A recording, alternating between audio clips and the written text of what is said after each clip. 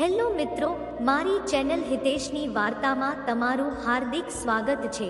શું તમે જાણો છો કે મહાપુરુષ શા માટે કહેતા હતા કે જો જાગત હૈ વો પાવત હૈ, જો સોવત હૈ વો ખોવત હૈ? ઘણીવાર આપણા પરિવારના વૃદ્ધો પાસેથી સાંભળતા હોઈએ છીએ કે આપણે સવારે વહેલા ઉઠવું જોઈએ। તેઓ આપણને સવારે ઉઠવાના 1000 ફાયદા જણાવે છે। બધા બાળકોની માતાઓ તેમના બાળકોને સવારે ઉઠાડે છે, પરંતુ આપણી નવી પેઢી મોડી રાત્રે સુધી જાગે છે અને સવારે મોડે સુધી સૂવું ખૂબ જ ફેશનેબલ માને છે। ખરેખર બધી વસ્તુઓની પાછળ ઘણી આધ્યાત્મિક વસ્તુઓ છુપાયેલી છે, જે આપણને આપણો પરિવાર સવારે વહેલા ઉઠવા વિશે કહે છે। એટલું જ નહીં, વિજ્ઞાન પણ સવારે વહેલા ઉઠવાનું કહે છે। આ જ વિજ્ઞાન તેમને તેમના પૂર્વજોએ શીખવ્યું હતું અને હવે તેઓ આપણને શીખવી રહ્યા છે। સવારે જે મુહૂર્ત હોય છે તેને બ્રહ્મ મુહૂર્ત તરીકે ઓળખવામાં આવે છે અને જે વ્યક્તિ સવારે બ્રહ્મ મુહૂર્તમાં જાગે છે તે વ્યક્તિ સાથે બધું જ ખૂબ જ સકારાત્મક રીતે કાર્યાન્વિત થાય છે। દરરોજ સવારે જે પણ પ્રાર્થના કે ધ્યાન કરવામાં આવે છે તે હકારાત્મકતા અને સફળતા લાવે છે। મિત્ર, એક એવી પ્રચલિત કથા છે જેમાં તેઓ બ્રહ્મ મુહૂર્તના રહસ્ય સાથે ધ્યાન પદ્ધતિ જણાવવામાં આવી છે, જેને જો કોઈ 21 દિવસ અપનાવે તો તે પોતાના સપનાને સાકાર કરી શકે છે। તેને બ્રહ્માંડની શક્તિઓથી વિશેષ મદદ મળવા લાગે છે। આ સાથે વ્યક્તિ સ્થિર અને બુદ્ધિશાળી બને છે। તો ચાલો હું તમને તે કથા કહું છું। એક સમયે નારદજી આકાશમાંથી પસાર થઈ રહ્યા હતા, ત્યારે રસ્તામાં જ ઇન્દ્રદેવ મળ્યા। તેમણે નારદજીને પૂછવાનું શરૂ કર્યું કે હે નારદજી, મેં જોયું છે કે સવારે બ્રહ્મ મુહૂર્તમાં ઉઠનાર દરેક વ્યક્તિ ખૂબ જ પ્રસન્ન હોય છે, આવું કેમ છે? પરંતુ નારદજીને આ વાતની ખબર ન હતી। તેમણે કહ્યું કે હે ઇન્દ્રદેવ, હું તમને કાલે તમારા સવાલનો જવાબ આપીશ અને ત્યાંથી સીધા ભગવાન શ્રી કૃષ્ણની નગરી વૃંદાવન પહોંચ્યા અને ત્યાં પહોંચીને તેમણે જોયું કે ભગવાન શ્રી કૃષ્ણ એક ઝાડ પાસે ઊભા રહીને બાંસરી વગાડી રહ્યા હતા। નારદજી શ્રી કૃષ્ણ પાસે પહોંચતા જ શ્રી કૃષ્ણે બાંસરી વગાડવાનું બંધ કરી દીધું અને નારદજીને કહ્યું કે હે નારદજી, કેમ તમે બહુ ચિંતિત દેખાવ છો? તમને શેની ચિંતા થાય છે? ત્યારે દેવર્ષે નારદજીએ કહ્યું, હે પ્રભુ, આજે હું આકાશ માર્ગે વૈકુંઠ લોક તરફ જઈ રહ્યો હતો। પછી રસ્તામાં હું દેવરાજ ઇન્દ્રને મળ્યો। તેમણે મને પૂછ્યું કે નારદજી જે બ્રહ્મ મુહૂર્તમાં વહેલી સવારે ઉઠે છે, તેઓ બધા આટલા ખુશ કેમ હોય છે? હું આ પ્રશ્નનો જવાબ જાણવા માટે તમારી પાસે આવ્યો છું। ત્યારે ભગવાન શ્રી કૃષ્ણ કહે છે, હે નારદ, સાચે જ ઇન્દ્રદેવે તમને આ પ્રશ્ન પૂછીને સમગ્ર માનવજાતિનું કલ્યાણ કર્યું છે। આ પ્રશ્ન કળિયુગના માણસ માટે એટલો મહત્વપૂર્ણ છે કે જાણે તેના શરીરમાં સ્થાયી તેનું જીવન છે। દેવર્ષિ નારદ, આ સવાલનો જવાબ હું તમને એક કથા દ્વારા જણાવીશ। આ કથા તમારે અંત સુધી સાંભળવી પડશે અને જે પણ વ્યક્તિ આ કથાને પૂરી રીતે સાંભળે છે તે આ તકને ક્યારેય છોડશે નહીં। બ્રહ્મ મુહૂર્તનું રહસ્ય જાણીને તેનું જીવન બદલાઈ જશે। મિત્રો, પછી દેવર્ષિ નારદે કહ્યું કે હે પ્રભુ, તમે કહેશો તો હું આ કથાને પૂરી રીતે સાંભળીશ અને આખી દુનિયામાં તેને પ્રસિદ્ધ પણ કરીશ। ત્યારે ભગવાન શ્રી કૃષ્ણ કથા સંભળાવવા લાગે છે। એક સમયે એક શહેરમાં એક છોકરો રહેતો હતો। છોકરો સારો હતો, પણ તેને મોડે સુધી સૂવાની ખરાબ આદત હતી। સવારે તેને જગાડવાના લાખો પ્રયત્નો કરવામાં આવ્યા હતા, પરંતુ બધાએ હાર માની લીધી હતી। એ છોકરો 9 વાગ્યા પહેલા ક્યારે ઉઠતો ન હતો।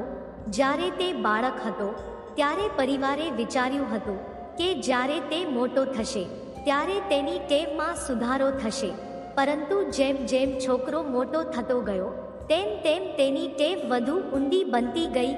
વિશ્વ ભલે આમથી તેમ થઈ જાય, પરંતુ એ છોકરો ક્યારેય વહેલો ઉઠતો ન હતો। તેની આ આદતથી તેના પિતા ખૂબ જ નારાજ હતા। છોકરો ઘણી બધી નકારાત્મક શક્તિઓથી ઘેરાયેલો હતો। તે બધાને સીધો જવાબ આપી દેતો હતો। તે આખો દિવસ હતાશ રહેતો હતો। તેની અસર તેના સ્વાસ્થ્ય પર પણ પડી રહી હતી.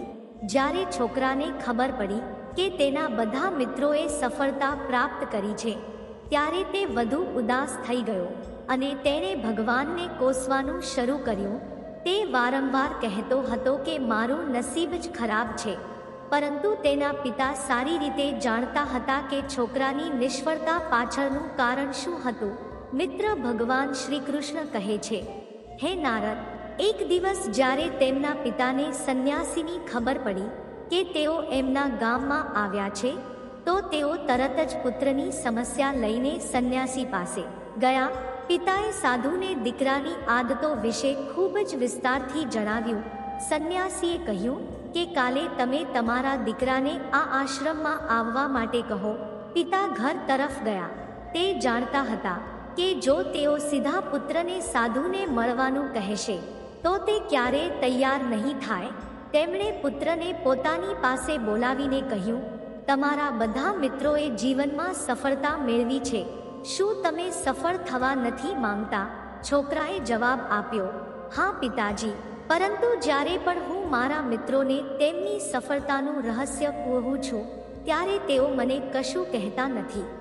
પિતાએ કહ્યું કે મને રહસ્ય ખબર પડી છે કે તે બધા કેમ સફળ થઈ રહ્યા છે.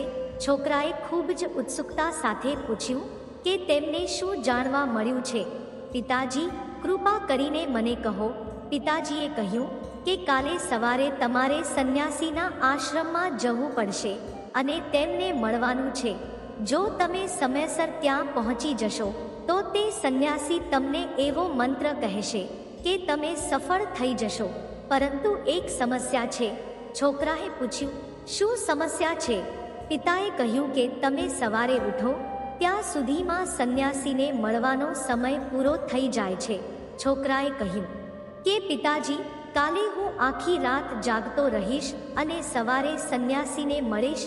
પિતાએ કહ્યું કે ઠીક છે, હંમેશા તે સંન્યાસીના આદેશોનું પાલન કરજે. પિતાની વાત સાંભળીને છોકરો ખૂબ જ જિજ્ઞાસુ બની ગયો. જીવનમાં પહેલી વાર તે રાત્રે જાગતો રહ્યો, પરંતુ ટૂંક સમયમાં જ તે સૂઈ ગયો. બીજા દિવસે સવારે જ્યારે તે જાગ્યો ત્યારે તેણે જોયું કે સાધુને મળવાનો સમય પૂરો થઈ ગયો છે. તેના પિતાએ છોકરા સામે જોયું અને કહ્યું કે તું જીવનમાં ક્યારેય સફળ નહીં થાય, જા અને સૂઈ જા. પિતા પાસેથી આ વાત સાંભળીને છોકરો ખૂબ જ દુઃખી થયો. તેણે મનમાં પોતાને ચેલેન્જ આપી કે કાલે સવારે તે સાધુને મળવા જરૂર જશે. તેણે હાથમાં એક નાનકડો ઘા કર્યો. પીડાના કારણે છોકરો આખી રાત સૂઈ શક્યો નહીં. આ પહેલી વાર હતું જ્યારે તેણે પોતાના જીવનમાં પ્રથમ વખત સૂર્યોદય જોયો હતો. તે તરત જ તૈયાર થઈ ગયો અને સાધુને મળવા ગયો. આજે તેનો અનુભવ જુદો હતો અને તે ખૂબ જ શાંત અનુભવતો હતો. જેવો છોકરો સંન્યાસીના આશ્રમમાં પહોંચ્યો ત્યાં તેણે જોયું કે સંન્યાસી અને તેના બધા શિષ્યો ધ્યાનમાં બેઠા હતા. જ્યારે ધ્યાનનો સમય પૂરો થયો ત્યારે છોકરો સાધુ પાસે પહોંચ્યો અને તેને પ્રણામ કરતા કહ્યું કે તમારી પાસે એક મંત્ર છે જેનાથી હું સફળ થઈ શકું છું. મહેરબાની કરીને મને તે મંત્ર કહો. હું પણ મારા મિત્રોની જેમ સફળ થવા માંગુ છું અને મારે સારું જીવન જીવવું છે.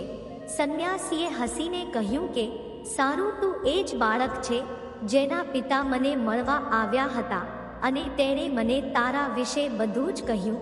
મેં તને એ મંત્ર કહ્યો હોત, પણ હવે જેવો છોકરો આ વાત સાંભળી કે તરત જ છોકરો ગભરાઈ ગયો. તેમણે પૂછ્યું, પરંતુ શું ગુરુદેવ? ત્યારે સંન્યાસીએ કહ્યું કે હું તમને તે મંત્ર કહેતો હોત, પરંતુ આગામી 21 દિવસ સુધી તમારે મારી વાત માનવી પડશે. હું તમને તે મંત્ર 21 દિવસ પછી કહીશ. ત્યાં સુધી હું તમને જે પણ કામ કહીશ તે તમારે કરવું પડશે. જો તમે નિષ્ફળ જશો અથવા તો કાર્યની વચ્ચે તમારો સંકલ્પ તૂટી જશે તો તે મંત્રની કોઈ અસર નહીં થાય. દૃઢ નિશ્ચય સાથે છોકરાએ કહ્યું કે હું તમારા બધા આદેશો સ્વીકારું છું. આગામી 21 દિવસ સુધી હું તમારો સેવક છું. તમે જે કહેશો તે હું કરીશ. મારે તો માત્ર એ મંત્ર વિશે જાણવું છે. સંન્યાસીએ કહ્યું કે ઠીક છે, આવતીકાલથી તમારું કામ શરૂ થઈ જશે. તમારે આ આશ્રમમાં જ રહેવું પડશે. છોકરાએ આશ્રમમાં રહેવાની હા પાડી. સંન્યાસીએ કહ્યું કે અહીં રહીને તમારે બ્રહ્મ મુહૂર્તમાં ઉઠીને અન્ય શિષ્યોની જેમ ધ્યાન કરવું પડશે. આ સાથે આશ્રમના કામમાં પણ મદદ કરવી પડશે. ધ્યાન રાખો કે આ સંકલ્પ તૂટવો ન જોઈએ. હવે છોકરો સાધુના શબ્દો સાથે સહમત થયો. બીજા દિવસે તેના કામના દિવસની શરૂઆત હતી. આ વખતે છોકરાએ ઘણો દ્રઢ નિશ્ચય કર્યો હતો, પરંતુ એક અઠવાડિયા પછી તેનો સંકલ્પ તૂટી ગયો અને તે 8મા દિવસે મોડે સુધી સૂતો રહ્યો. જ્યારે તે જાગ્યો ત્યારે તેણે વિચાર્યું કે મેં કેટલી મોટી ભૂલ કરી છે. તે રડતા રડતા સંન્યાસી પાસે પહોંચ્યા અને કહ્યું કે હે ગુરુદેવ, મારો સંકલ્પ તૂટી ગયો છે. હવે હું જીવનમાં ક્યારેય સફળ નહીં થઈ શકું. સંન્યાસીએ તેને સમજાવ્યું કે ફરી એકવાર શરૂ કરો, ફરીથી સંકલ્પ કરો. છોકરાએ સાધુને પૂછ્યું કે સવારે ઉઠવું શા માટે આટલું મહત્વનું છે અને અહીં દરેક જણ શા માટે આટલું વહેલું ઉઠે છે. ત્યારે સંન્યાસીએ છોકરાને સમજાવ્યું કે સવારે ઉઠવા પાછળ એટલે કે બ્રહ્મ મુહૂર્તમાં ઘણું બધું વિજ્ઞાન છુપાયેલું છે. છોકરાએ કહ્યું કે મહેરબાની કરીને મને એ વિજ્ઞાન વિશે કહો. સાધુએ કહ્યું કે રાત્રિને 4 પહરમાં વહેંચવામાં આવે છે. પહેલો રુદ્રકાલ, જેનો સમય સાંજે 6 થી 9 વાગ્યા સુધીનો હોય છે.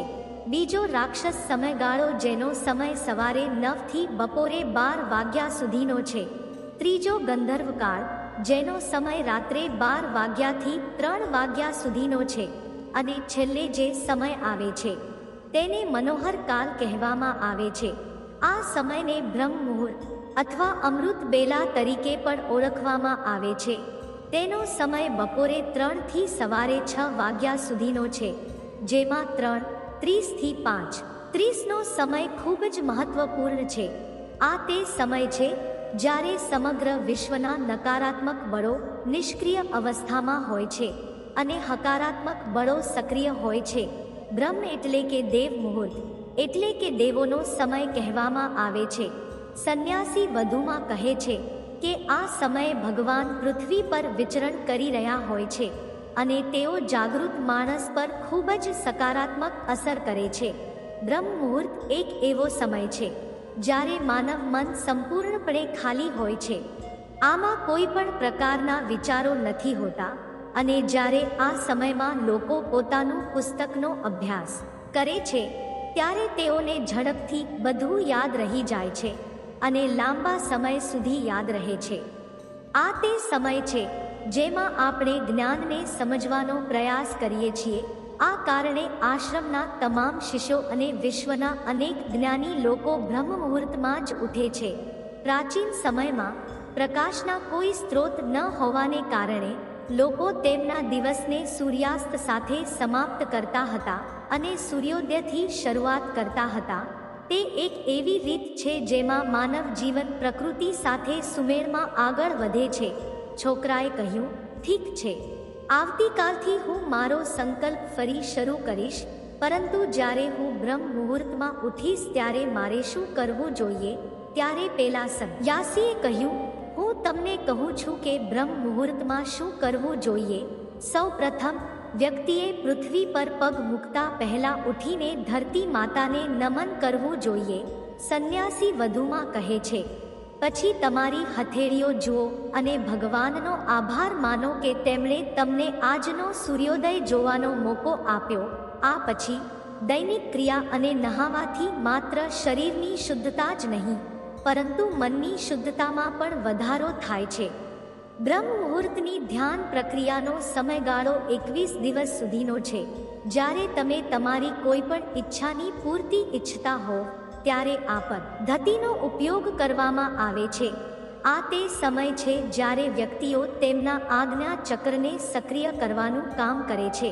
સંન્યાસી વધુમાં કહે છે કે આજ્ઞા ચક્ર બે ભવની વચ્ચે હોય છે અને આને સંકલ્પનું સ્થાન પણ કહેવામાં આવે છે.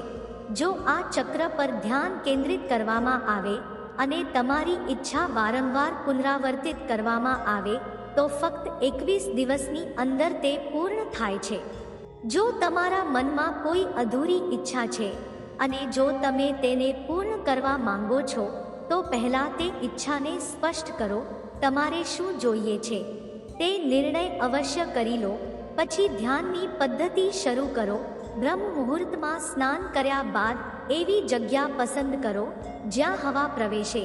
ધ્યાનમાં શુદ્ધ પ્રાણવાયુ હોવું જરૂરી છે. જ્ઞાનની મુદ્રામાં બેસવું જોઈએ. કરોડરજ્જુ સીધી હોવી જોઈએ. સાથે જ ગરદન પણ સીધી હોવી જોઈએ. સુખાસનની અવસ્થામાં બંને હાથને ઘૂંટણ પર રાખીને આંખો બંધ કરીને બેસવું જોઈએ. હાથની મુઠ્ઠી બંધ કરો અને 2 થી 3 મિનિટ સુધી સંપૂર્ણ શાંત રહો. જ્યારે તમારું શરીર સ્થિર થઈ જાય અને શ્વાસ પણ શાંત થઈ જાય ત્યારે તમારું બધું ધ્યાન આજ્ઞા ચક્ર પર લગાવો. આ સમય દરમિયાન એક લાંબો ઊંડો શ્વાસ લો અને શ્વાસ રોકી રાખો. આ સમયે તમે તમારા મનમાં તમારી ઈચ્છાનું પુનરાવર્તન કરો. તમારા મનની આંખોથી ઈષ્ટ દેવ અને ભગવાનનું ચિંતન કરો. સાધુએ કહ્યું કે જ્યારે શ્વાસને રોકવો મુશ્કેલ થઈ જાય ત્યારે ધીમે ધીમે બહારની તરફ શ્વાસ છોડો.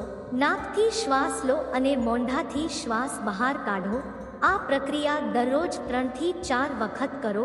રોજ આમ કરવાથી તમારી ઈચ્છા અર્ધજાગ્રત મન સુધી જરૂર પહોંચશે અને ઝડપથી ઈચ્છા પૂરી થઈ જશે. આજ્ઞા ચક્ર સક્રિય થાય છે અને આપણી ઈચ્છા પૂરી કરે છે. શ્વાસ થંભાવી દેતી વખતે શરીરમાં આપાતકાળની સ્થિતિ આવી જાય છે, જેથી તમે નકામી વાતો વિચારવાથી બચી જાઓ છો. તેનાથી મનની એકાગ્રતા વધે છે. પછી ઈચ્છાઓ અર્ધજાગ્રત મન સુધી પહોંચે છે. બ્રહ્મ મુહૂર્તના સમયે ભગવાનની વિશેષ કૃપા હોય છે અને આ સમયે જ્યારે કોઈ પણ વ્યક્તિ પોતાની ઈચ્છાનું પુનરાવર્તન કરે છે ત્યારે તેની ઈચ્છા વહેલી તકે પૂર્ણ થાય છે. આમ સંન્યાસીએ છોકરાને બ્રહ્મ મુહૂર્તનું મહત્વ સમજાવ્યું. પછીના 21 દિવસ સુધી છોકરાએ ખૂબ જ હૃદયથી આ પ્રક્રિયાને અપનાવી. હવે તે ખૂબ જ શિસ્તબદ્ધ અને શાંત વ્યક્તિ બની ગયો હતો. છોકરાએ પોતાનો સંકલ્પ પૂરો કરતા જ તે છોકરો ખૂબ જ ખુશીની લાગણી સાથે સાધુ પાસે પહોંચ્યો અને કહ્યું, હે ગુરુદેવ, મેં 21 દિવસનો સંકલ્પ પૂર્ણ કર્યો છે. હવે મને સફળ થવાનો મંત્ર જણાવો. ત્યારે તે સંન્યાસીએ હસીને કહ્યું કે તમે છેલ્લા 21 દિવસથી જે પ્રેક્ટિસ કરી રહ્યા છો તે જ તમારી સફળતાનો મંત્ર છે. જે વ્યક્તિ બ્રહ્મ મુહૂર્તમાં ઉઠીને ધ્યાનની પ્રક્રિયા યોગ્ય રીતે કરે છે તે જીવનમાં ક્યારેય નિષ્ફળ થઈ શકતી નથી. બ્રહ્મ મુહૂર્તનું રહસ્ય જાણી ગયા છો. હવે તેનું પાલન જીવનભર કરો. જીવનમાં ધ્યેય અને સફળતા બંને મળશે. તે છોકરાએ સંન્યાસીનો આભાર માન્યો અને આજીવન બ્રહ્મ મુહૂર્તના નિયમોનું પાલન કરવાનું વચન આપ્યું. હે નારદ, હવે તમને ખબર પડી ગઈ હશે કે બ્રહ્મ મુહૂર્ત શું છે. ત્યારે નારદે કહ્યું, હે પ્રભુ, હવે મને બ્રહ્મ મુહૂર્તનું સંપૂર્ણ જ્ઞાન થઈ ગયું છે. એમ કહીને નારદે ભગવાન શ્રી કૃષ્ણનો આભાર માન્યો અને ઇન્દ્રદેવ પાસે જઈને તેમને બ્રહ્મ જ્ઞાનનું સંપૂર્ણ જ્ઞાન આપ્યું. સાથીઓ, જો તમે પણ તમારા જીવનમાં આપણી પ્રાચીન પરંપરાને અપનાવશો તો ચોક્કસ તમારા જીવનમાં બધું જ ટૂંક સમયમાં બદલાઈ જશે. બ્રહ્મ મુહૂર્ત દરમિયાન ઉઠવાથી અનેક ફાયદા થાય છે. આપણા શાસ્ત્રોમાં બ્રહ્મ મુહૂર્તનું ખૂબ જ મહત્વ છે. બ્રહ્મ મુહૂર્તમાં ધ્યાન ધરવું ખૂબ જ ફાયદાકારક છે. બ્રહ્મ મુહૂર્તમાં નકારાત્મક વિચારોથી દૂર રહેવું જોઈએ. એવું માનવામાં આવે છે કે આ સમય દરમિયાન ભગવાન પૃથ્વી પર આવે છે અને તેમના ભક્તોની બધી ઈચ્છાઓ પૂર્ણ કરે છે. વ્યક્તિ બ્રહ્મ મુહૂર્તમાં તેમના વિષય અને તેમના કોઈ પણ કાર્યની પૂર્તિની કામના કરીને તેને પૂર્ણ કરી શકે છે. જ્યોતિષશાસ્ત્ર અનુસાર બ્રહ્મ મુહૂર્તમાં અભ્યાસ કરવાથી મનમાં યાદ રહે છે તેમજ જ્ઞાનની દેવીના આશીર્વાદ પણ મળે છે. એવું કહેવામાં આવે છે કે જે લોકો બ્રહ્મ મુહૂર્તમાં જાગે છે તેમના ઘરમાં ક્યારેય દરિદ્રતા હોતી નથી તેમજ ધનની દેવી પ્રસન્ન થાય છે. બ્રહ્મ મુહૂર્તમાં પવિત્રતાનું ધ્યાન રાખતા ઘરના લોકોએ દેવી લક્ષ્મીની પૂજા જરૂર કરવી જોઈએ. આવું કરવાથી ઘરમાં શુભતા આવે છે. ધાર્મિક માન્યતાઓ અનુસાર બ્રહ્મ મુહૂર્તમાં નકારાત્મક વિચારોથી દૂર રહેવું જોઈએ, કારણ કે તે ઘરના વાતાવરણ અને માનસિક શાંતિને પ્રદૂષિત કરે છે. સાથે જ તેનાથી ઘરમાં પરેશાની થાય છે. તો આ સમયે સકારાત્મક વિચારો કરવા જોઈએ. ધાર્મિક ગ્રંથો અનુસાર બ્રહ્મ મુહૂર્ત એ સમય છે જ્યારે દેવતાઓ પૃથ્વી પર આવે છે, અને તે સમયે તમામ ધાર્મિક સ્થળોના દરવાજા ખોલવામાં આવે છે. બ્રહ્મ મુહૂર્તમાં દેવી દેવતાઓને નમન કરવામાં આવે છે. તેમને સ્નાન કરાવીને સ્થાપિત કરવાનો નિયમ છે. સંશોધન અનુસાર સવારે ઉઠીને આપણું શરીર અને મન બંને સ્વસ્થ રહે છે અને શરીરમાં ઉર્જાનો સંચાર થાય છે. આ જ કારણ છે કે આપણી પ્રાચીન પરંપરાઓમાં સવારે ઉઠવાનો સમય પણ નક્કી કરવામાં આવ્યો છે. બ્રહ્મ મુહૂર્ત એટલે કે રાત્રિનો છેલ્લો પ્રહર અથવા સૂર્યોદયના 1.5 કલાક પહેલાનો સમય. સૂર્યોદયના 4 કલાક પહેલા બ્રહ્મ મુહૂર્તમાં જાગી જવું જોઈએ. બ્રહ્મ મુહૂર્તમાં ઉઠવું એ આપણા જીવન માટે ખૂબ ફાયદાકારક છે. તે આપણા શરીરને સ્વસ્થ બનાવે છે અને આખો દિવસ ઉર્જાવાન રાખે છે. ઋગ્વેદમાં કહેવાયું છે કે જે સૂર્યોદય પહેલા જાગે તેને ઉત્તમ સ્વાસ્થ્ય રત્નો પ્રાપ્ત થાય છે. તેથી ડાહ્યા લોકો તે સમય બગાડતા નથી. જે વ્યક્તિ સવારે વહેલા ઉઠે છે તે મજબૂત, ખુશ, દીર્ઘાયુષ્ય અને બહાદુર બને છે. આપણા ઋષિ મુનિઓએ પણ આ મુહૂર્તને વિશેષ મહત્વ આપ્યું છે. તેમના મતે આ સમય ઊંઘ ત્યાગ માટે શ્રેષ્ઠ છે. બ્રહ્મ મુહૂર્તમાં ઉઠવાથી સૌંદર્ય, બળ, જ્ઞાન, બુદ્ધિ અને સ્વાસ્થ્ય મળે છે. બ્રહ્મ મુહૂર્તમાં તમો અને રજોગુણનું રમાણ ખૂબ જ ઓછું હોય છે. આયુર્વેદ અનુસાર આ સમયે વહેતી હવા ચંદ્રમામાંથી પ્રાપ્ત થતા અમૃતકણો હોવાને કારણે આપણા સ્વાસ્થ્ય માટે અમૃત સમાન હોય છે. આને વીર વાયુ કહેવામાં આવે છે. આ સમયે વિચરણ કરવાથી શરીરમાં શક્તિનો સંચાર થાય છે અને શરીર તેજ બની જાય છે. સવારે ઉઠીએ ત્યારે આ અમર હવા આપણા શરીરને સ્પર્શે છે. તેને સ્પર્શ કરવાથી આપણા શરીરમાં મજબૂત બળ, શક્તિ, ઉર્જા અને બુદ્ધિનો સંચાર થાય છે, જે મનને ખુશ અને શાંત બનાવે છે. ઉલટાનું મોડી રાત્રે જાગવાથી અને સવારે મોડે સુધી ઊંઘવાથી આપણને આ લાભદાયી હવા મળતી નથી, જે શારીરિક અને માનસિક સ્વાસ્થ્યને નુકસાન પહોંચાડે છે. બ્રહ્મ મુહૂર્તમાં કરવામાં આવેલું સ્નાન સર્વશ્રેષ્ઠ ફળ આપે છે. આ સમયે સ્નાન કરતા સમયે જો બ્રહ્મ પરમાત્માનું ચિંતન કરવામાં આવે તો એ બ્રહ્મ સ્નાન કહેવામાં આવે છે. જો તમને અમારો વિડીયો ગમ્યો હોય તો ચેનલને સબસ્ક્રાઇબ કરી વિડીયોને લાઈક જરૂર કરજો. ધન્યવાદ. જય શ્રી કૃષ્ણ.